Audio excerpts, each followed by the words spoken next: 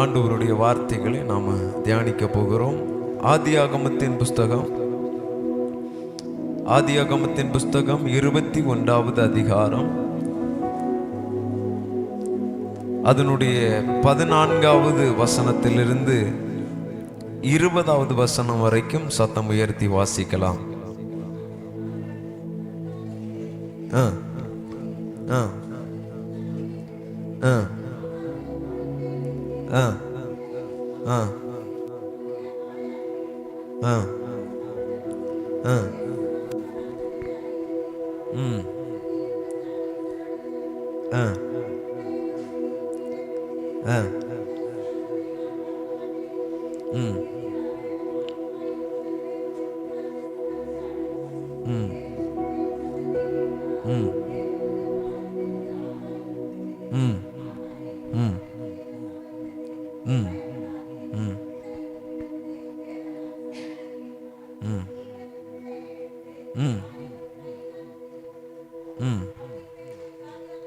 அவனை பெரிய ஜாதியாக்குவேன் என்றார். வாசிங்க. அடுத்து திறந்தார், கண்டு போய் நிரப்பி குடிக்க கொடுத்தாள். தேவன் பிள்ளையுடனே இருந்தார். அவன் வளர்ந்து வனாந்திரத்திலே குடியிருந்து வில் வித்தையிலே வல்லவனானான். உங்க கரங்களை நீங்க கொண்டு வந்திருக்கிற வேதாகம புஸ்தகத்தை திறந்து அந்த வசனத்துக்கு மேல உங்க கையை வச்சு 2 கண்களையும் மூடி, ஆண்டவரே என்னோடு பேசும். வேற எதுவும் கேட்காண்டா, என்னிடத்தில் ஆண்டவர் பேச வேண்டும் என்கின்ற எண்ணம் உள்ளவர்கள், என்னிடத்தில் ஆண்டவர் இடைப்பட வேண்டும் என்கின்ற எண்ணம் உள்ளவர்கள், ஆண்டவர் என்னோடு இன்னைக்கு பேசுனேன், அந்த பேசுகிறத நான் கேட்டு ஆண்டவர் தருகிற வார்த்தையை நான் பெற்றுக்கொண்டுதான் கடந்து போகணும் அப்படின்னு உள்ள எண்ணம் உள்ளவங்க கண்களை மூடி, ஆண்டவரே என்னோடு பேசும். கொஞ்சம் வாய் திறந்து உண்மையா ஏசப்பா என்னோடு பேசுங்க. ஒரு சின்ன பிள்ளை கேட்கறது போல, ஒரு சின்ன பிள்ளை கதறது போல ஏசப்பா என்னிடத்துல பேசுங்க. ஹல்லேலூயா. தூக்கி சுமப்பீரே வாழ்நாளெல்லாம், தூக்கி சுமப்பீரே வாழ்நாளெல்லாம், உந்தன் தோள்களில் நான் கிடப்பேன், பயமின்றி வாழ்ந்திடு. சொல்லுங்க சபை சத்தம் உயர்த்தி. தூக்கி சுமப்பீரே வாழ்நாளெல்லாம், தூக்கி சுமப்பீரே வாழ்நாளெல்லாம், உந்தன் தோள்கள். உங்க வலது கரத்தை வானத்துக்கு நேரம் உயர்த்தி சொல்லுங்க. உண்மையா இயேசுவே, பயமின்றி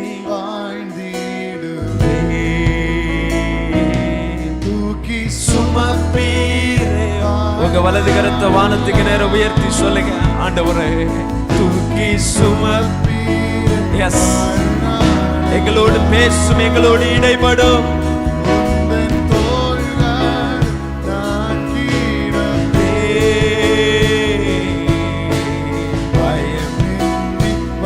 பாரங்கள் என்னை அழுத்தும் போது, பாரங்கள் என்னை அழுத்தும் போது, உம் பாதத்தை நான் பிடித்து கொள்வேன். சொல்லுங்க. பாரங்கள் என்னை அழுத்தும் போது, உங்க பாதத்தை நான் பிடித்து கொள்வேன். யாரும் இன்றி நான் கலங்கும் போது, நண்பனாக நீரே என்னை நடத்தி செல்வே. யாரும் இன்றி நான் கலங்கும் போது, நண்பன் நண்பனாக நண்பனாக நீரே என்னை சொல்லுங்க. தூக்கி சுமப்பீரே தூக்கி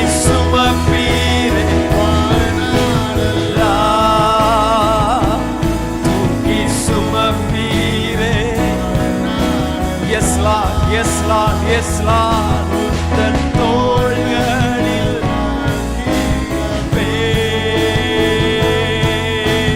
பயமின்றி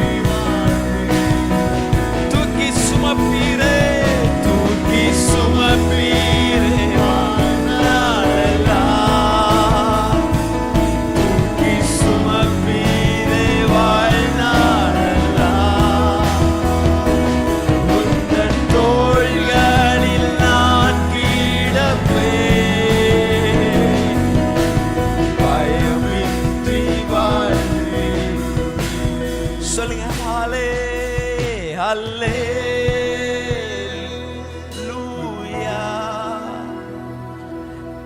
ஹல்லேலூயா ஹல்லேலூயா. எங்களோடு பேசும் ஆண்டவரே, எங்களோடு இடைப்படும் ஆண்டவரே, எங்களோடு இடைப்படும் ஆண்டவரே. இந்த வார்த்தைகள் எங்கள் ஒவ்வொருவருக்குள்ளும் அது கிரியை செய்யட்டும் ஆண்டவரே. 30, 60, 100 பலன் கொடுக்கட்டும் ஆண்டவரே.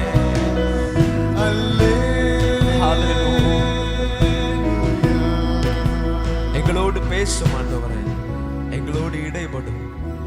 உங்க முழு பிரசன்னத்துக்கு எங்களை ஒப்பு கொடுக்கிறோம்ப்பா, தாழ்த்துக்கிறோம். இயேசு கிறிஸ்து மூலம் ஜெபங்கள் நல்ல பிதாவே, ஆமென். எல்லாரும் வேதத்தை திறந்து எல்லாரும் சேர்ந்து சத்தமாய் நம்ம 14வது வசனத்திலிருந்து 20வது வசனம் வரைக்கும் வாசிக்க போகிறோம். நீங்க முதல்ல வாசிக்கணும், அதுக்கப்புறம் நான் வாசிப்பேன். சரியா? ஓகே, நீங்க வாசிக்க தொடங்கலாமா? ஆபிரகாம், இப்போ நான் திரும்ப வாசிக்கிறேன். ஆபிரகாம் அதிகாலையில் எழுந்து அப்பத்தையும் ஒரு துருத்தி தண்ணீரையும் எடுத்து ஆகாருடைய தோளின் மேல் வைத்து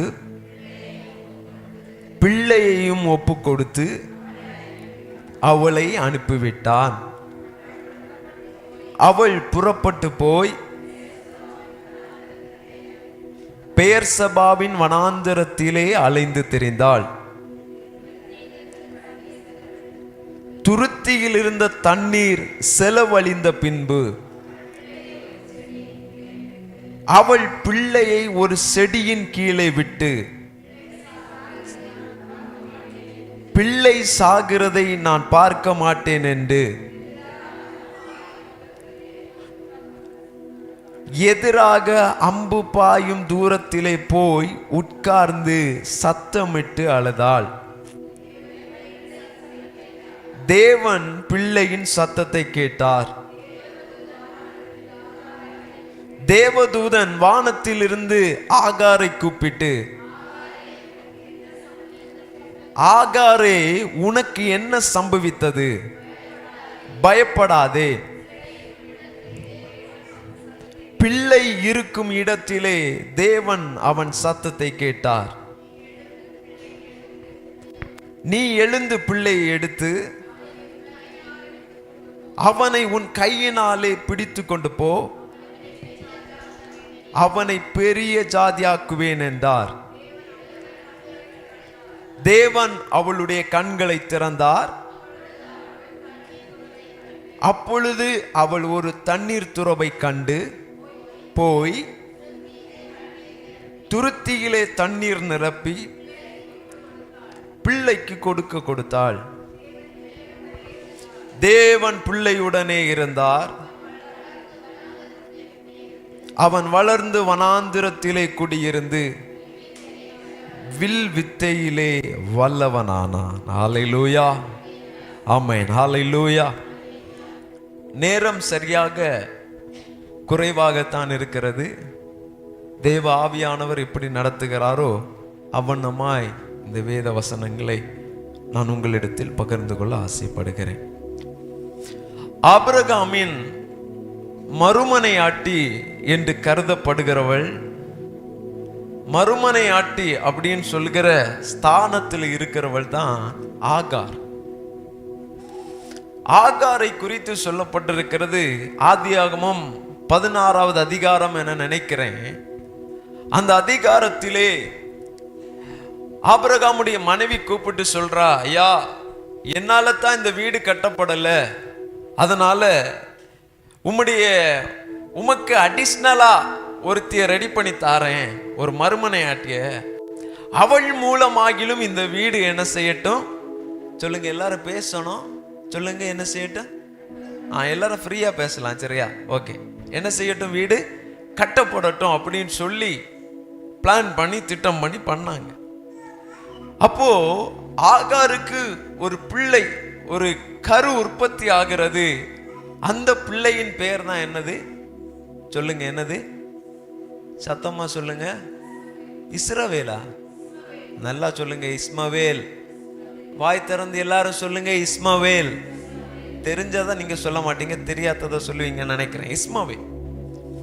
இப்போ இஸ்மவேல் இந்த பூமியில பறந்தாச்சு. நாட்கள் வருடங்கள் உருண்டு போயிட்டே இருக்கு.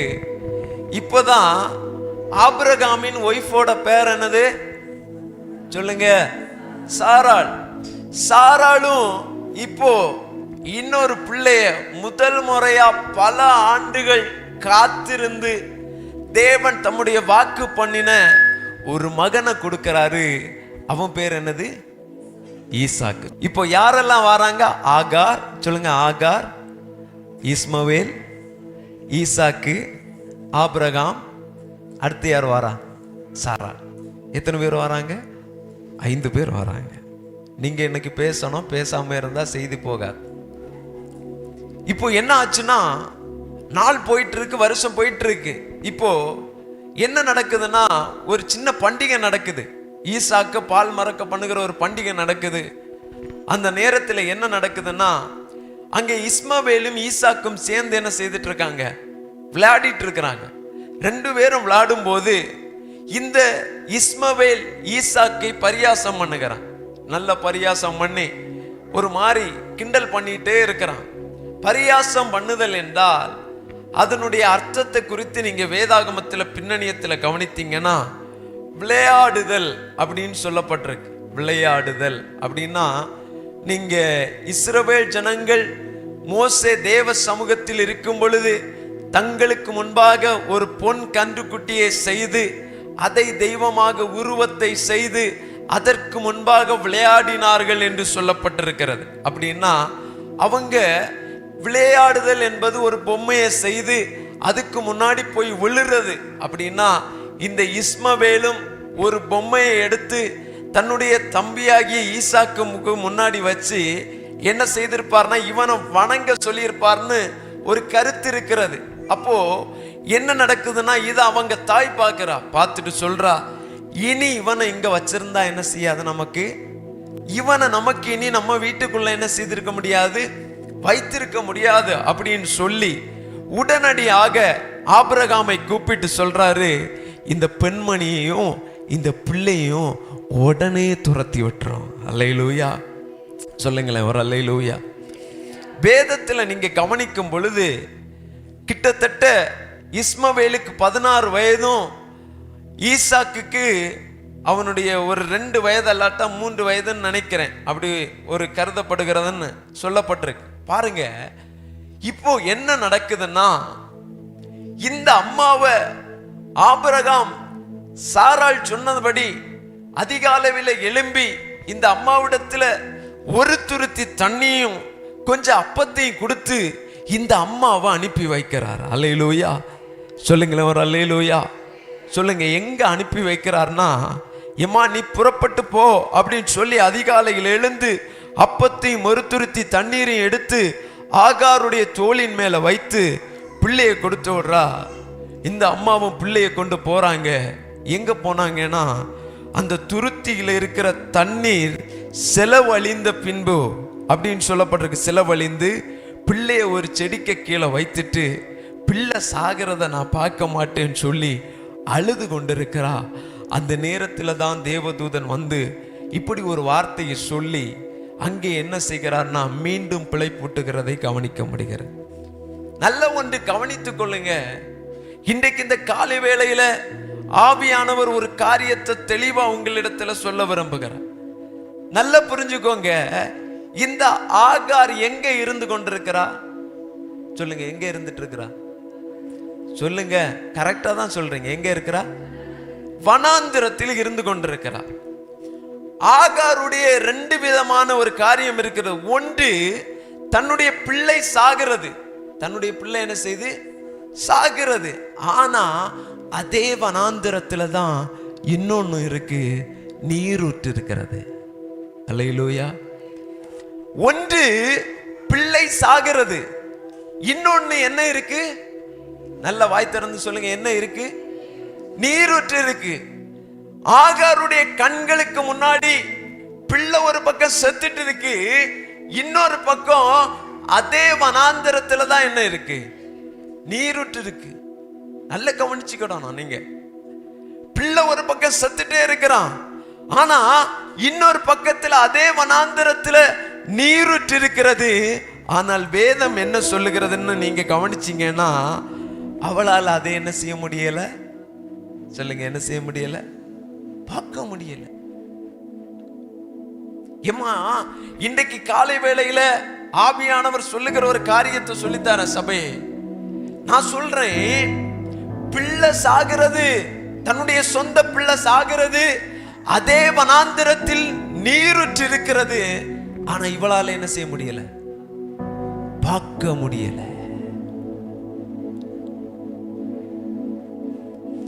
இல்லாதத இல்லைன்னு சொல்றது பரவாயில்லை, ஆனா இருக்கிறதை இவளால என்ன செய்ய முடியல? சொல்லுங்க, என்ன செய்ய முடியல? பார்க்க முடியல. அதுதான் வேதம் சொல்லுகிறது. நீங்க வேதத்துல கவனித்தீங்கன்னா, அவளுடைய வாழ்க்கையில இல்லாதது பிரச்சனை இல்லை, ஆனா இருக்கிறத அவ பார்க்கல. நீங்க சொல்லுங்க, இல்லாதது பிரச்சனை இல்லை. சொல்லுங்க, இல்லாதது பிரச்சனை இல்லை. வாய் திறந்து சொல்லுங்க சத்தமா, இல்லாதது பிரச்சனை இல்லை, இருக்கிறத பார்க்கல. யோசித்து பாருங்க கொஞ்சம். நீங்க அந்த வனாந்திரத்துக்கு போய் பாருங்க.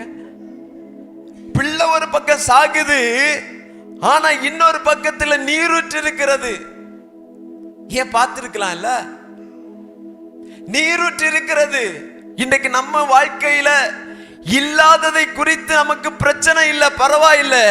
ஆனா இருக்கிறதை நம்முடைய கண்கள் பார்க்கல. இருக்கிறத நம்முடைய கண்கள் பார்க்கல. இல்லாதது நம்முடைய வாழ்க்கையில பிரச்சனை இல்லைங்க, ஆனா இருக்கிறத ஏன் நம்ம கண்கள் பார்க்கல? பணம் இல்லாதது பிரச்சனை இல்லை, ஆனா பணத்தை தருகிறவரை ஏன் பார்க்க முடியவில்லை? தொழில் இல்லாதது பிரச்சனை இல்லை, ஆனா தொழிலை தருகிற தெய்வத்தை ஏன் பார்க்க முடியவில்லை? நம்ம பிள்ளை கீழ்ப்படியாதது பிரச்சனை இல்லை, ஆனா அந்த பிள்ளைய நல்லொழுக்கத்தில் நடத்துகிற, வழி நடத்துகிற தெய்வம் நம்மோடு இருக்கிறதை ஏன் பார்க்கவில்லை? இன்றைக்கு இந்த வருஷத்துல ஒன்று புரிந்து கொள்ளுங்க, இல்லாதது பிரச்சனை இல்லை, இருக்கிறத நீங்க முதல்ல பார்க்கணும். அல்லேலூயா. எத்தனை பேர் ஆமென் சொல்றீங்க? எத்தனை பேர் ஆமென் சொல்றீங்க? ஐயா, அவளுடைய வாழ்க்கையில நீங்க நல்லா புரிந்து கொள்ளுங்க, அதே வனாந்திரம், பிள்ளை ஒரு பக்கம் செத்து போகிறது. ஏன் அவளால பார்க்க முடியல? நான் சொல்றேன், முதலாவது இல்லாததை குறித்து நீங்க கவலைப்படாதீங்க, இருக்கிறத முதல்ல பார்க்க ஆரம்பிங்க.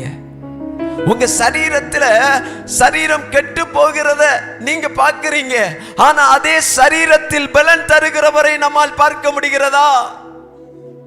சரீரம் செத்து போயிட்டே இருக்கு, சரீரம் கெட்டு போயிட்டே இருக்கு, என்னுடைய பிசினஸ் லாஸ் ஆகிட்டே இருக்கு, என்னுடைய தொழில் வறட்சியை நோக்கி போயிட்டு இருக்கு.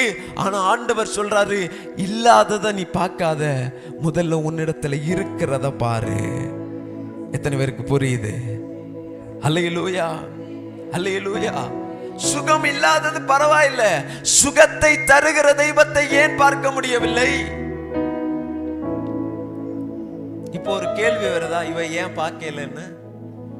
உங்களுக்குள்ள கேள்வி வருதாங்க? இவ ஏன் பார்க்கலன்னு கேள்வி வருதா? பாருங்க, வேதத்தை தான் நீங்க தியானிக்கணும். ஏன் இவ பார்க்கல? வனாந்திரத்துல தான் இவ இருக்கிறா, ஏன் இவ பார்க்கல? ஏன் இவளால பார்க்க முடியல?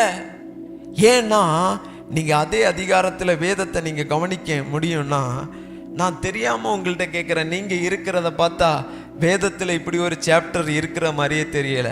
நான் கேட்கிறேன், இருக்கா இல்லையா துறவு? இருக்கா இல்லையா துறவு? இருக்கா இல்லையா? சொல்லுங்க, இருக்கா இல்லையா? இருக்குதானே? அப்ப ஏன் பார்க்கல? துறவு இருக்கா இல்லையா? இருக்கு. ஆனா இவ என்ன செய்யல? பார்க்கல. துறவு ஆல்ரெடி இருக்கு, ஆனா இவ பார்க்கல.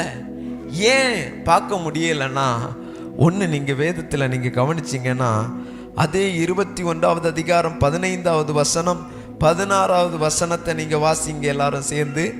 எல்லாரும் சேர்ந்து வாசிங்க. துருத்தியில் இருந்த தண்ணீர் செலவழிந்த பின்பு அவள் பிள்ளையை ஒரு செடியின் கீழே விட்டு, பிள்ளை சாகிறதை நான் பார்க்க மாட்டேன் என்று சொல்லுங்க. திரும்ப 16வது வசனம் முதல் பகுதி திரும்ப வாசிங்க. பிள்ளை சாகிறதை நான் பார்க்க மாட்டேன் என்று. அல்லேலூயா சொல்லுங்களேன், அல்லேலூயா. பிள்ளை சாகிறதை நான். இப்ப நான் கேட்கிறேன், துறவு அங்க இருக்கா இல்லையா? இருக்கு. ஆனா இவளுடைய பார்வையெல்லாம் எதை நோக்கி இருக்கு? சொல்லுங்க. பிள்ளை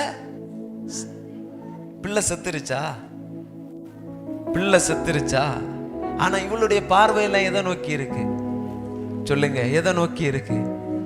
பிள்ளை சாகிறதை. நல்ல யோசிக்கணும் நீங்க. ஏன் இவளால் அந்த துறவை பார்க்க முடியல? ஏன்? அதே இடத்துல, அவ இருந்த இடத்துல தான் துறவு இருக்கு. துறவிலிருந்து நீரூற்று புறப்படுகிறது. ஆனா இவ கண்ணால என்ன செய்ய முடியல? பார்க்க முடியல. ஏன் தெரியுமா? இவளுடைய பார்வையெல்லாம் எப்பொழுது அந்த பிள்ளை சாகும்? நீங்க நல்லா புரிந்து கொள்ளுங்க. எப்ப அந்த பிள்ளை சாகும்? இன்னும் சில நிமிடத்துல மரித்துருவானோ? இன்னும் கொஞ்ச நேரத்தில் அவன் மரித்துருவானோ? இன்னும் கொஞ்ச நேரத்தில் அவனுடைய ஜீவன் அவனை விட்டு எடுத்துக் கொள்ளப்படுமோ? இன்னும் கொஞ்ச நேரத்தில் இவனுடைய அடுத்த கட்ட காரியத்தை நான் என்ன செய்வது? இவன் மரித்தால் இதே வனாந்திரத்தில் இப்படியே போட்டுவிட்டு கடந்து செல்லவா? இல்லது இவன் மரித்தால் இந்த வனாந்திரத்தில் நான் எப்படி இவனை புதைப்பது? இல்ல, இவன் மரிச்சு போனானா இவனை இந்த ஆகாயத்தில் பறக்கிற பறவைகள் தான் கொத்தி இதை சாப்பிடுமோ? இவளுடைய பார்வை முழுவதும் அவன் எப்பொழுது மரிப்பான், அவன் எப்பொழுது மரிப்பான்.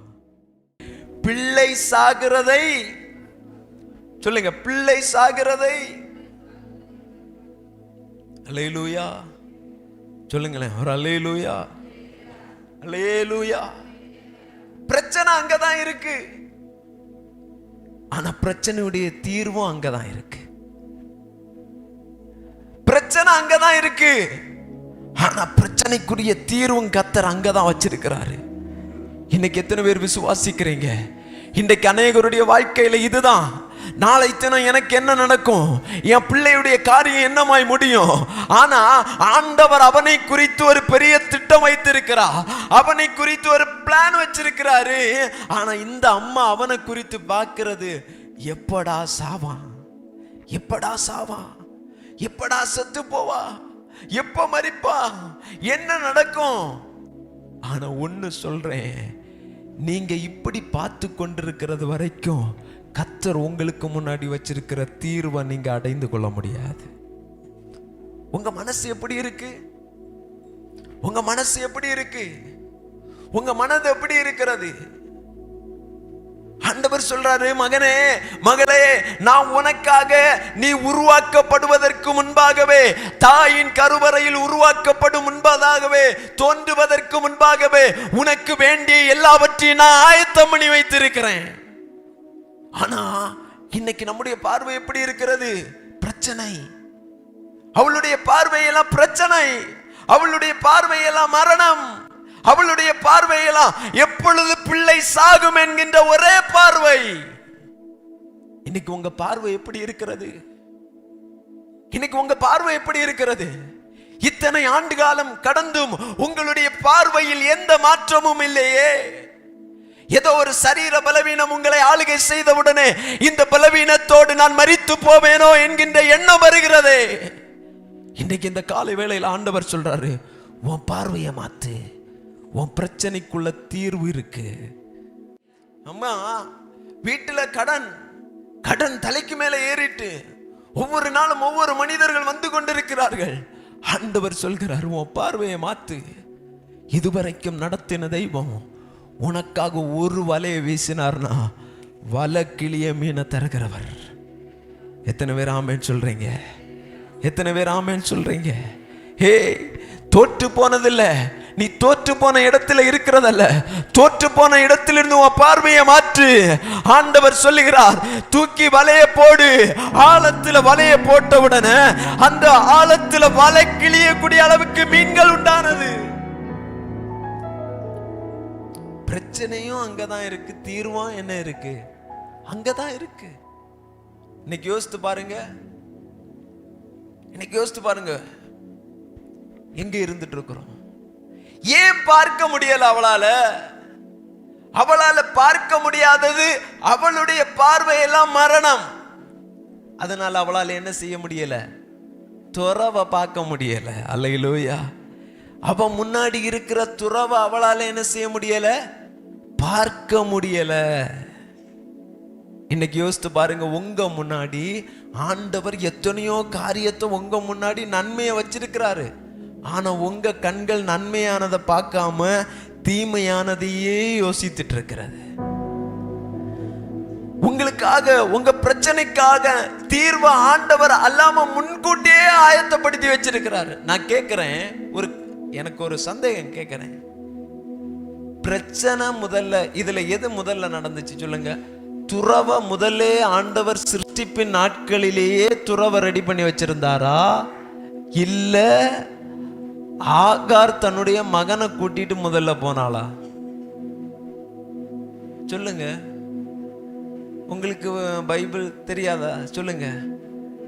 துறவு முதல்ல இருந்துச்சா, இல்ல ஆகார் தான் பிள்ளை கூட்டிட்டு முதல்ல போய் அதுக்கப்புறம் ஆண்டவர் தூதன் அனுப்பி ஒரு குழியையும் ஒரு கடப்பாறையும் கொடுத்து விட்டு துறவை தோண்டினாரா? துறவு முதல்ல சிருஷ்டிப்பின் நாட்களிலேயே துறவு அங்க என்ன செய்து இருக்குது. ஆனா இவ இப்பதான் போனா, ஆனா இவளால அதை என்ன செய்ய முடியல? பார்க்க முடியல. இன்னைக்கு உங்க விசுவாச கண்கள் எப்படி இருக்கிறது? இவளுடைய ஒரே பார்வை, பிள்ளை எப்ப மரித்து போகும், எப்ப சாகும், என்ன செய்வது, அதுதான் பார்வை. இன்றைக்கு உலகத்தின் பார்வை இப்படிப்பட்ட பார்வைதான். இந்த வருஷத்தின் ஆரம்பத்திலே இந்த ஊழியத்துல கர்த்தர் சொல்கிறார், உன் பார்வையை கொஞ்சம் மாத்து, உன் பார்வையை கொஞ்சம் மாத்து. நீ பார்க்கிற பிரச்சனையில நீ பார்க்கிறது எப்பவுமே பிரச்சனை தான். ஆண்டவர் சொல்லுகிறார், இந்த பிரச்சனையின் நடுவில் எனக்காய் உதவி செய்கிற ஒரு கர்த்தர் என்னோடு இருக்கிறார். உன் பார்வை மாறணும். அல்லேலூயா, அல்லேலூயா. உன் பிள்ளை கீழ்ப்படியாததுதான். உலக மனிதர்கள் சொல்றாங்க, உன் பிள்ளை கீழ்ப்படியாததுதான். உன் பிள்ளையை நீ பார்க்கும்போது நீ சொல்லக்கூடாது, கீழ்ப்படியாத பிள்ளை, அடங்காத பிள்ளை, வரி கழித அப்படி நீ சொல்லக்கூடாது. நீ சொல்லணும், என் பிள்ளை நல்ல பிள்ளை, இது கர்த்தர் தந்த பிள்ளை, இவனை கொண்டு தேவ திட்டம் இந்த பூமியில் நிறைவேறும். அல்லேலூயா. எத்தனை பேர் ஆமென் சொல்றீங்க? அல்லேலூயா. கண்ணு மாறணுமா? ஸ்கூல்ல டீச்சர் பார்த்தோன்னு சொல்லுவான், இவன் படிக்காதவன். நீ சொல்லணும், நீ தாண்டா ரொம்ப பெஸ்ட், நீ தாண்டா ரொம்ப பெஸ்ட். படிக்காட்டாலும் உனக்குள்ள தேவன் ஒரு பெரிய ஞானத்தை வச்சிருக்கிறார். எத்தனை பேர் ஆமென் சொல்றீங்க? அல்லேலூயா. இன்னைக்கு உங்க பார்வை மாறணும். புருஷனை பார்க்கிற பார்வை மாறணும். அன்னைக்கு ஆன உடனே இவங்க மனசுல நினைச்சிருவாங்க, சாயங்காலம் ஆயிட்டு டைம் ஆச்சு, இப்ப ஒயின் ஷாப்ல நின்னுட்டு இருப்பாரு. உன் பார்வை மாறணும். என் புருஷன் இன்னைக்கு அந்திக்கு வரும் பொழுது அவர் குடிக்காம ஒரு நல்ல மனுஷனா வருவாரு. உன் பார்வையே எங்க பிளான? பிள்ளை செத்துருமோ? 4 மணி 5 மணி ஆனோன்னா இப்போ அவருக்கு வேலை முடிஞ்சிருக்கும். இப்போ அவர் ஒயின் ஷாப்புக்கு போயிட்டே இருப்பாரு. இப்போ பாட்டில் வாங்குற நேரம், இப்போ பாட்டில தண்ணியில கலக்கிற நேரம். இதுவும் மனசு. ஆண்டவர் சொல்றாரு, இதை மாத்து முதல்ல. அல்லேலூயா. எத்தனை பேர் ஆமென் சொல்றீங்க? சொல்லுங்களேன், ஆமென் சொல்லுங்களேன். அல்லேலூயா. எப்பவுமே உன் மனசு என்ன சொல்லுது? அடுத்த மாசம் 5ஆம் தேதி இஎம்ஐ போடணும், 8ஆம் தேதி இஎம்ஐ போடணும். ஐயோ என்ன செய்வது? ஓ பணம் இல்லையே, மணி பாஸ் பார்க்குறேன் ஒன்றும் இல்லை, வாலெட் எடுத்து பார்க்குறேன் ஒன்றும் இல்லை, பேங்கை பார்க்குறேன் ஒன்றும் இல்லை. நான் சொல்றேன், எப்பவுமே ஒரு திங்கிங், ஒரு தாட், எப்பவுமே என்ன நடக்குமோன்னு நீ மரண பயத்துல இருக்காத. இதுவரைக்கும் என்னை நடத்தின தெய்வம் இந்த மாதமும் நடத்த வல்லமை உள்ளவர். அல்லேலூயா. எத்தனை பேர் விசுவாச அறிக்கையிடுறீங்க? இப்ப சொல்றேன், இவளுடைய கண்ணு என்ன செய்துட்டு இருக்கு? பிள்ளை செத்து போச்சு. அப்போ இவளுடைய பார்வை ஃபுல்லா பிள்ளை செத்து போச்சு. அப்ப இவளுடைய கண்ணை முதல்ல மாத்துக்கு தான் ஆண்டவர் என்ன செய்தார் தெரியுமா? நீங்க வேதத்தை கொஞ்சம் திருப்பினீங்கன்னா, வேத வசனத்தை நீங்க கீழே வாசித்துட்டு வரும்போது இவளுடைய கண்கள்ல ஒரு மாற்றத்தை உண்டு பண்ணணும்னு சொல்லிதான் என்ன செய்கிறார்னா, நீங்க கவனிக்கும் பொழுது, நீங்க வேதத்துல நீங்க அந்த வசனங்களை பின்னாடி வாசித்துட்டே வரும் பொழுது இவளுடைய கண்கள் எப்பவுமே இந்த பிள்ளையை குறித்த தீய எண்ணத்தை தான் நோக்கிட்டு இருக்கு. என்ன தீய? நான் சொல்றேன், கண்கள்ல 2 கண் இருக்கு. எத்தனை கண் இருக்கு? 2 கண் இருக்கு. ஒன்னு மாமிச கண். சொல்லுங்க, ஒன்னு மாமிச கண், இன்னொன்று மனக்கண், ஆவிக்குரிய கண்கள். என்னது இன்னொன்னு? சொல்லுங்க. ஒன்னு என்னது? சொல்லுங்க. இந்த கண்ணு என்ன கண்ணு? மாம்ச கண். இனி நமக்குள்ள இன்னொரு கண் இருக்கு. இன்னும் 2 கண்கள் இருக்கிறது. அது என்ன கண்கள்? ஆவிக்குரிய கண்கள். இப்போ நான் யோசிக்கிறேன், இவ மாமிச கண்கள்ல பார்த்திருந்தா கூட துறவு என்ன செய்திருக்கோம்? என்ன செய்திருக்கோம்? தெரிஞ்சிருக்கும். ஆனா இவ பிள்ளைய கொண்டு ஒரு செடிக்க கீழே போட்டுட்டு இவளுடைய ஆவிக்குரிய கண்கள் என்ன பார்க்குதுன்னா மனக்கண். பிள்ளை இப்போ செத்துருமோ? இன்னும் கொஞ்ச நேரத்தில் பாடி ஆயிடுவானோ? இன்னும் கொஞ்ச நேரத்தில் அடக்காராதனை நடத்த வேண்டியதானோ? இன்னும் கொஞ்ச நேரத்தில் பிள்ளையின் சரீரத்தை அங்கே இருக்கிற பறவைகள் கொத்திட்டு. எத்தனை பேருக்கு புரியுது? சிலருக்கெல்லாம் மாமிச கண் இங்கே இருக்குது, சில ஆவிக்குரிய கண்கள் இப்ப இங்க இல்லை. ஏன்னா பார்த்தாலே தெரியுது. புரியுதா உங்களுக்கு? பாருங்க, அவளுடைய கண்கள் என்ன செய்யுது தெரியுமா? இந்த கண்ணு திறந்துதான் இருக்கு, ஆனா அவளால என்ன பார்க்க முடியல? துறவை பார்க்க முடியல. கண்ணு பிள்ளை செத்துருமோ? நம்ம ஊர் பாசையில சொல்ல போனா, ஒரு பிள்ளை செத்துனா இனி நம்ம அடுத்து பெட்டி வாங்க பள்ளி அடி போனோம். அவனுக்கு சைஸுக்கு ஒரு பெட்டி வாங்கணும், இனி துணி வாங்கணும். இப்படி அவளுடைய எண்ணம் என்ன செய்துட்டு இருக்கு? முன்ன தண்ணி ஓடிட்டு இருக்கு, ஆனா கண்ணு என்ன செய்யுது? உள்ள கண்ணு வேலை செய்துட்டு இருக்கு. அல்லேலூயா. சொல்லுங்களேன் ஒரு அல்லேலூயா. இப்போ இந்த கண்ணை மாற்றணும்னா தெய்வத்தால மட்டும்தான் முடியும். அல்லேலூயா. இவளுடைய அந்த ஆவிக்குரிய கண்கள் பிள்ளையுடைய மரணத்தையே பார்த்துட்டு இருக்கு. ஆனா ஆவிக்குரிய கண்கள் அந்த மரணத்தையே பார்த்து மாமிச கண்களும் சேர்ந்துட்டு அதோட. அல்லேலூயா. இன்னைக்கு நான் சொல்றேன், இந்த கண்ணை மாத்தக்க ஆண்டவர் உடனே செய்தார். என்ன வேலை தெரியுமா? அங்க வேதம் சொல்லுகிறது, நீங்க வாசிங்க 17வது வசனத்தை, எல்லாரும் சேர்ந்து வாசிங்க 17வது வசனத்தை.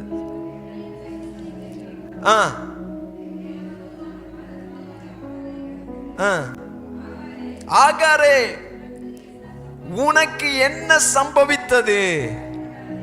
பயப்படாதே. அல்லேலூயா. சொல்லுங்களேன் ஒரு அல்லேலூயா. தேவ பிள்ளைகளே, ஒரு மனிதனுடைய இந்த மாமிச கண்கள் மாறணும்னா, ஒரு மனிதனுடைய மாமிச கண்கள், அவனுக்குள் இருக்கிற மனக்கண்கள் மாறணும்னா ஆண்டவர் உடனே சும்மா விடல, வார்த்தை அனுப்புகிறார். அல்லேலூயா. அல்லேலூயா. நான் சொல்றேன், எப்போ மாறும்? ஒரு மனிதனுக்குள் தேவனுடைய வார்த்தை அவனுக்குள்ளே இருக்குமே ஆனால் அப்ப அவனுடைய மனக்கண்கள் ஆண்டவரை மட்டும்தான் நோக்கிட்டு இருக்கான். அல்லேலூயா. இதுவரைக்கும் பிள்ளை சாகும், பிள்ளை செத்துரும், அவனுடைய வாழ்க்கை முடிந்துரும் அப்படின்னு நினைச்சிட்டு இருந்த இவளுடைய வாழ்க்கையில ஒரு சத்தம் வருகிறது. ஒரு சத்தத்தை கேட்கிறா. ஒரு சத்தம் கேட்கிறது, நீ பயப்படாதே, உன் பிள்ளைய நான் ஒரு பெரிய ஜாதி ஆக்குவேன் அப்படின்னு ஒரு சத்தம் கேட்ட உடனே இவளுடைய மனக்கண்கள் திறக்கிறது. திறந்து இவ பார்க்கிறா, இந்த பிள்ளை ஒரு பெரிய ஜாதியாவா, இந்த பிள்ளை ஒரு பெரிய ஜாதியாவா, இந்த பிள்ளை ஒரு பெரிய ஜாதியாவா. எத்தனை பேர் விசுவாசிக்கிறீங்க? அல்லேலூயா. கேட்கிறேன். முதல்ல நான் சொன்னேன், இல்லாதது பிரச்சனை இல்லை, இருக்கிறத பார்க்காதது. சொல்லுங்க, இல்லாதது பிரச்சனை இல்லை, இருக்கிறத பார்க்காதது பிரச்சனை. ஏன் பார்க்கலன்னா அவளுடைய வாழ்க்கையில் அவ எப்பவுமே பிரச்சனையே தான் பார்த்துட்டு இருந்தா. இவளுடைய மனக்கண்கள் அப்போதான் திறக்கிறது. இதுவரைக்கும் மரணத்தை பார்த்துட்டு இருந்த கண்கள், இதுவரைக்கும் வனாந்தரத்தை பார்த்துட்டு இருந்த கண்கள், இதுவரைக்கும் அந்த வனாந்தரத்தின் உஷ்ணத்தை பார்த்துட்டு இருந்த கண்கள், இப்ப அவளுடைய கண்கள் திறக்கிறது. தேவதூதன் அந்த வார்த்தையை சொன்ன உடனே கண்ணு திறக்குது. கண்ணு திறக்கும் போதா அவ தன்னுடைய பிள்ளைய பார்க்கிறா, இவன் ஒரு பெரிய ஜாதியாவான். அல்லேலூயா. நான் சொல்றேன், இன்னைக்கு எத்தனை பேர் நம்புறீங்க? இன்னைக்கு எத்தனை பேர் நம்புறீங்க? தேவனுடைய வார்த்தை ஒரு மனிதனுக்குள் இருக்குமே ஆனால் அந்த மனிதனை இந்த உலகத்தால் ஜெயிக்க முடியாது. ஓ, தேவனுடைய வார்த்தை ஒரு குடும்பத்திற்குள்ள இருக்குமே ஆனால் அந்த குடும்பத்தை இந்த உலகம் மேற்கொள்ள முடியாது. ஒரு மனிதனுக்குள்ள தேவனுடைய வார்த்தை இருக்குமே ஆனால் இந்த உலகத்தின் அசுத்தங்கள் அவனை மேற்கொள்ள முடியாது. தேவனுடைய தூதன் வானத்திலிருந்து ஒரு சத்தத்தை கொடுத்து சொல்றான், நீ பயப்படாதே, உன் பிள்ளை பெரிய ஜாதியாவான் சொன்ன உடனே இவளுடைய கண்கள் எல்லாம் எப்படி பார்க்குது? பிள்ளைய மரணத்துக்குன்னு பார்த்துட்டு இருந்த கண்கள், என் பிள்ளை பெரிய ஜாதியாவான், என் பிள்ளை பெரிய ஜாதியாவான், என் பிள்ளை பெரிய ஜாதியாவான். பெரிய ஜாதியை மட்டும் பார்க்கல, அந்த வார்த்தை உள்ள வந்த உடனே அவளுடைய மாமிச கண்கள் திறக்கப்பட்டது. அவ பார்க்கிறா, ஒரு நீரூற்றை பார்க்கிறாள். எத்தனை பேர் கைத்தட்டி தேவனுக்கு நன்றி செலுத்த முடியும்? கரங்களை தட்டி ஆண்டவருக்கு எத்தனை பேர் நன்றி செலுத்த முடியும்? ஹல்லேலூயா, ஹல்லேலூயா. எத்தனை பேர் உண்மையா? இன்னைக்கு நான் சொல்றேன், இன்னைக்கு நான் சொல்றேன், உண்மையா தேவ வார்த்தை உங்களுக்குள்ள இருக்கிறதா? வசனமாகி அந்த வார்த்தை உங்களுக்குள்ள இருக்கிறதா? ஒவ்வொரு தேவ பிள்ளைகளை புரிந்து கொள்ளுங்க, உலகத்தில் இருப்பவனை காட்டிலும் நம்மோடு இருக்கிறவர் பெரியவர். இதுவரைக்கும் அவளுடைய கண்கள் அடைக்கப்பட்டிருந்தது. அவளுக்கு முன்னாடி இருந்த இல்லாததை குறித்து கவலைப்படுறதை விட்டுட்டு இருக்கிறதையே அவ கண்ணால பார்க்க முடியல. ஆனா வார்த்தை வந்த உடனே அவ பார்க்கிறா நீரூற்றை. இன்னைக்கு நான் சொல்றேன், இந்த உலகத்தில் உலக மனிதர்கள் சொல்லுவாங்க, பிழைக்க வாய்ப்பே இல்லை, கேன்சர் பலவீனம், பிழைக்க வாய்ப்பே இல்லை, சரீரம் முழுவதும் போயிட்டு என்ன செய்வது? நான் சொல்றேன், வியாதியை உன்னை விட்டு விலக்குவேன் என்று சொன்ன தெய்வம் என்னோடு இல்லையா? நானே உன் பரிகாரியாகிய கர்த்தர் என்று சொன்னவர் என்னோடு இல்லையா? எகிப்தியனுக்கு உண்டான எந்த ஒரு வியாதியையும் நான் உனக்கு வர பண்ணேன் என்று சொன்னவர் என்னோடு இல்லையா? வார்த்தையை அப்ளை பண்ணணும், வார்த்தையை அப்ளை பண்ணணும், வார்த்தையை அப்ளை பண்ணணும். வார்த்தையை அப்ளை பண்ண உன் சரீரத்தில் வந்த பலவீனம் உன்னை விட்டு எப்படி போனதென்றே உனக்கே தெரியாது. எத்தனை பேர் நம்புறீங்க? எத்தனை பேர் நம்புறீங்க? எத்தனை பேர் நம்புறீங்க? இன்னைக்கு இந்த காலை வேளையில தேவனுடைய வார்த்தை இருக்கிறதா? ஐயா, வெளியரங்கமா நீங்க கிறிஸ்தவர்களா இருப்பதை விட தேவனுடைய வார்த்தை உங்களுக்குள்ள இருக்குமே ஆனால் அந்த வார்த்தை ஜீவனுள்ளவர்களாய் நம்மை வாழ வைக்கும். வேதம் சொல்லுகிறது, மரணமும் ஜீவனும் நாவின் அதிகாரத்தில் இருக்கிறது. நீ நல்லா இருப்பதும் நல்லா இல்லாம போவது உன்னுடைய வாயின் வார்த்தையில இருக்கு. அதனாலதான் ஆண்டவர் தூதன் அனுப்பி சொல்றாரு, டேய் நீ மரணத்தை பாக்குற, உன் பிள்ளை குறித்து நீ மரணத்தை தான் பார்த்துட்டு இருக்கிற, எப்ப மரிப்பா என்கின்ற சூழ்நிலையை தான் நீ பார்த்துட்டு இருக்கிற. ஆனா ஆண்டவர் சொன்னார் என்ன தெரியுமா? அவனை நான் பெரிய ஜாதியாக்குவேன். பெரிய ஜாதியாக்குவேன், பெரிய ஜாதி. எனக்கு எத்தனை பேர் விசுவாசிக்கிறீங்க? அம்மா ஜோசியக்காரன் சொல்றதல்ல வாக்கு, ஜோசியக்காரன் சொல்றதல்ல வாக்கு. நான் சொல்றேன், தீர்க்கதரிசி சொல்கிறது கூட வாக்கு கிடையாது. தீர்க்கதரிசி சொல்கிறது கூட வாக்கு கிடையாது. சேலஞ்சா சொல்றேன். சொல்லிட்டு வீட்டை விட்டு வெளியே போனப்ப அவன் சுவர்புறமாய் திரும்பின போது அவனுக்கு தெய்வம் கூட்டி கொடுத்தார் ஆயுசு நாட்களை. எத்தனை பேர் ஆமேன் சொல்றீங்க? எத்தனை பேர் ஆமேன் சொல்றீங்க? தீர்க்கதரிசி தேவனுடைய மனிதன், ராஜாதான், பெரிய ராஜாதான், வீட்டு காரியங்களை ஒழுங்குபடுத்தையான்னு சொல்லிட்டு போனாரு. தீர்க்கதரிசி வீட்டு வாசலுக்கு போகும் முன்னாடி இன்னொரு வார்த்தை சொல்லி அனுப்புகிறா, இன்னும் அவனுக்கு நாட்களை நான் எக்ஸ்டெண்ட் பண்ண போறேன். ஹல்லேலூயா. வார்த்தையை விசுவாசிங்க, வார்த்தையை விசுவாசிங்க. அவன் நடந்து போய் என்ன செய்யறா தெரியுமா? வேதத்துல நீங்க கவனிச்சீங்க, நான் சொல்லுது, நீ எழுந்து, எல்லாரும் சேர்ந்து வாசிங்க, நீ எழுந்து பிள்ளை எடுத்து அவனை உன் கையினால் பிடித்து கொண்டு போ. சத்தமே இல்லையே, சத்தமா வாசிங்களா? அடுத்த வசனம், தேவன் அவளுடைய கண்களை திறந்தார். அல்லேலூயா. வார்த்தை எப்ப வந்துச்சோ அப்ப கண்ணு என்ன செய்து சொல்லுங்க, என்ன செய்யும்? உங்களுக்குள்ள வார்த்தை இருக்குமே, ஆனா கண்ணு எப்பவுமே என்ன செய்யும்? திறந்து இருக்கும். வார்த்தை இல்லைன்னா கண்ணு என்ன செய்யும்? இப்ப அடைச்சிட்டு இருக்கு சிலதுக்கு. புரியுதா உங்களுக்கு? ஹல்லேலூயா, ஹல்லேலூயா.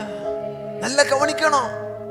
இதுவரைக்கும் இவளுடைய கண்ணு பாக்குறா, முன்ன போறது துறவு, ஆனா கண்ணு இப்படி இருக்கு, உள்ள ஓடிட்டு இருக்கு படம். பிள்ளை செத்துருவான், மரிச்சிருவான், அடக்கம் பண்ண போறோம், என்ன செய்ய போறோம்? இப்பதான் ஒரு சத்தம் கேக்குது, டேய், உடனே இப்படி பாக்குறா. அப்பதான் சொல்றாரு, பெரிய ஜாதியாக்க போறேன். ஏன் தெரியுமா? இவனும் ஆபிரகாமின் வித்து. ஹல்லேலூயா சொல்லுங்களேன், ஹல்லேலூயா. பாருங்க, இதுவரைக்கும் பார்த்துட்டு இருந்த கண்ணு, ஆண்டவருடைய வார்த்தை சொல்கிறது, அவளுடைய கண்கள் திறந்த உடனே பார்க்கிறா. என்ன பார்க்கிறா?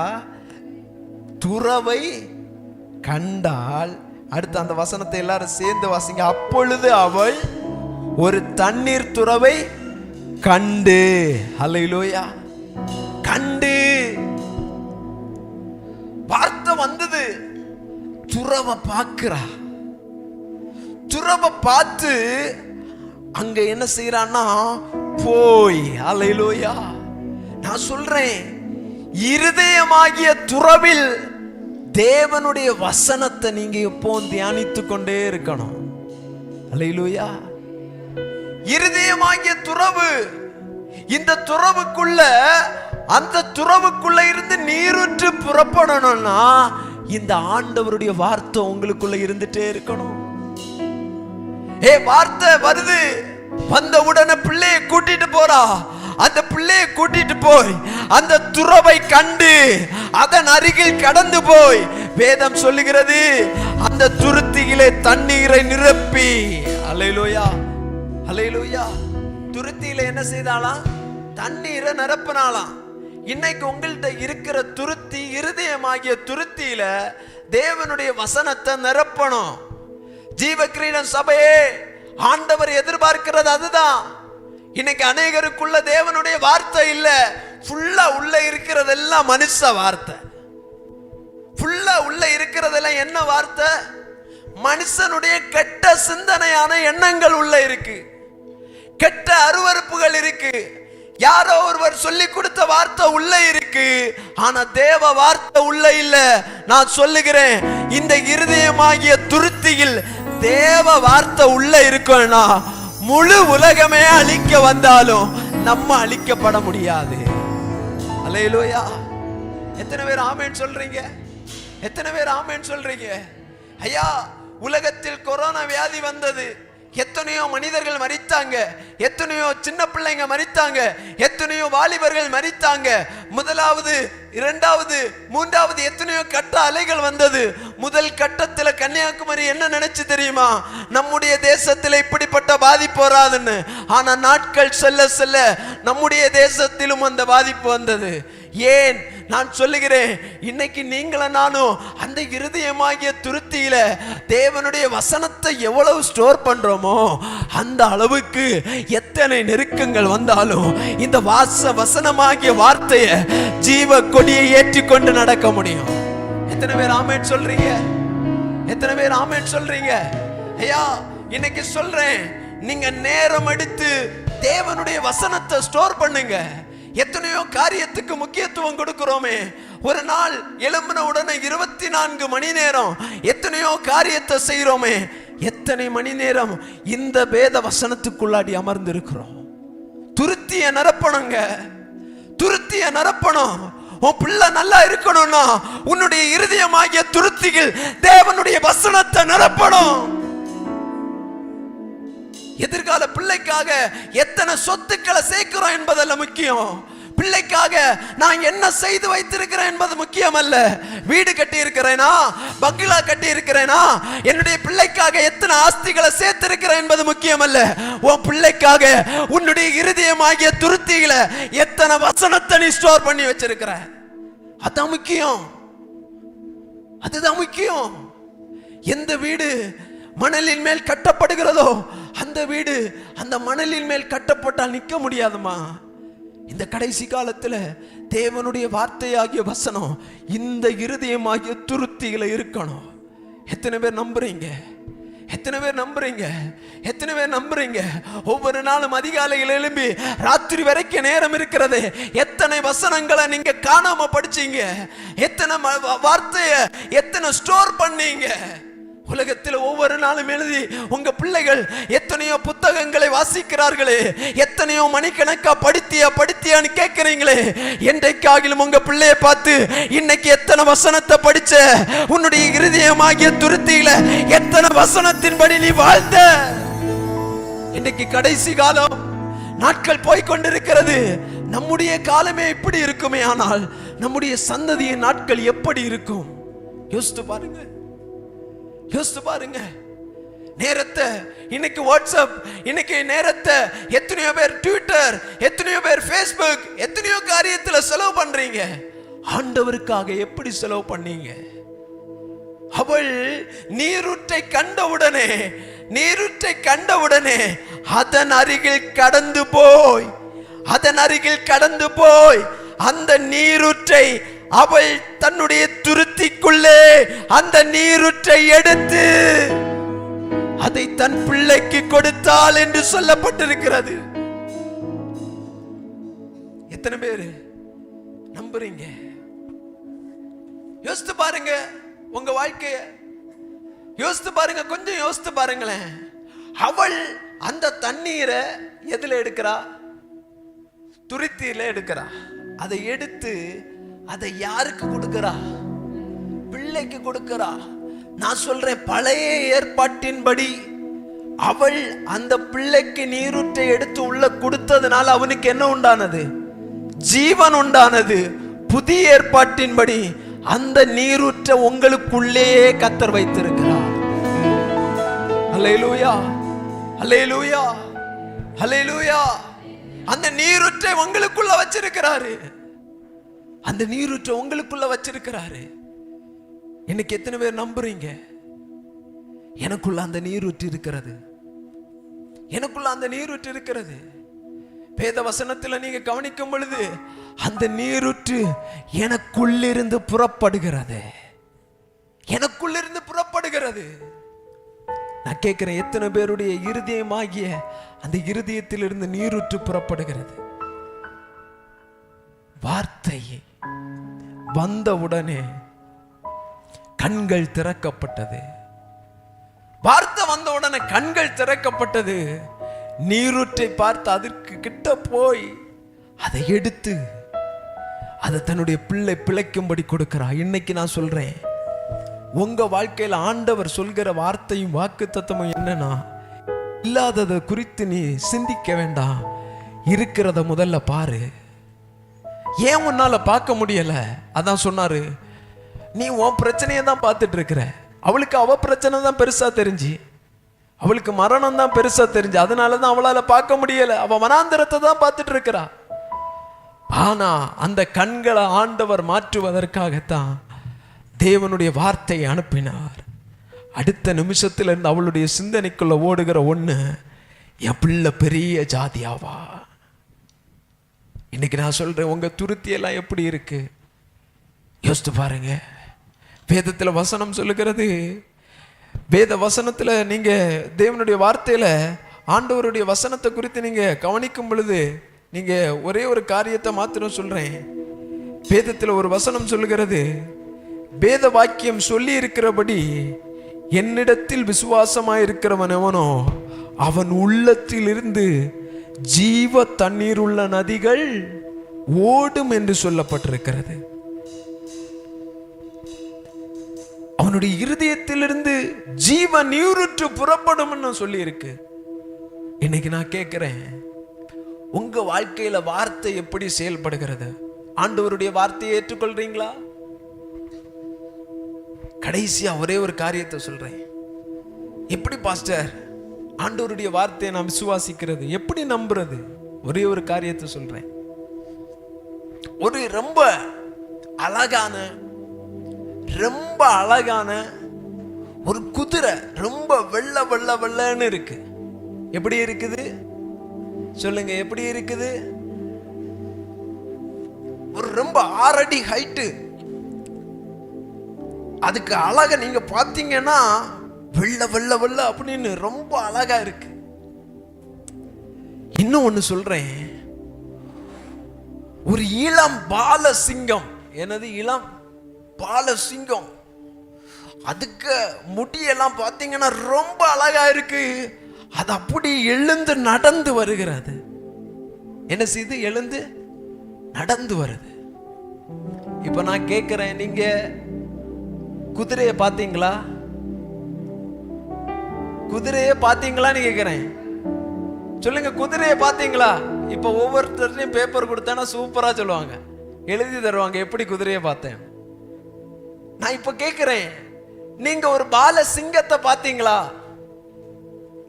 பார்த்தீங்களா? பார்க்கலையா? நீங்க ஒரு பால சிங்கம் நான் சொன்னேன்ல, அது அழகா எழும்பி பார்த்தீங்களா? பார்க்கலையா? மனதுல மனக்கண்ணுக்குள்ள பார்த்தீங்களா இல்லையா? பார்த்தீங்க. சரி, அந்த பால சிங்கத்துக்கு என்ன கலரு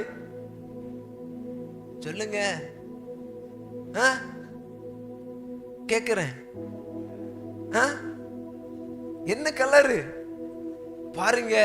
இவ்வளவுதான் தேவனுடைய வார்த்தையை உங்களுக்குள்ள கிரியை செய்கிறது. நல்லா புரிஞ்சுக்கணும்.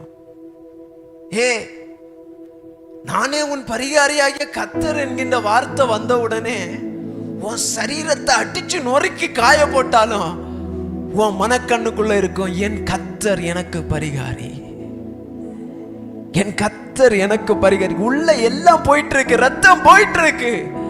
ஆனா உன் வாய் சொல்லும், என் கர்த்தர் எனக்கு பரிகாரி. விசுவாசத்தை துவங்கினவர் கர்த்தர். உங்களுக்குள்ள விசுவாசம் இருக்கிறதா என்பதை சோதிப்பதற்காகத்தான் நான் இதை சொன்னேன். இந்த சாதாரணமான குதிரையும் ஒரு பால சிங்கத்தையும் சொன்ன உடனே உங்க இருதயத்துக்குள்ள வருது அப்படின்னா, இந்த வார்த்தையை உங்களுக்குள்ள போட்டு புடமிட அது உங்களுக்கு ஜீவன் ஊற்றை உண்டாக்கும். ஹல்லேலூயா.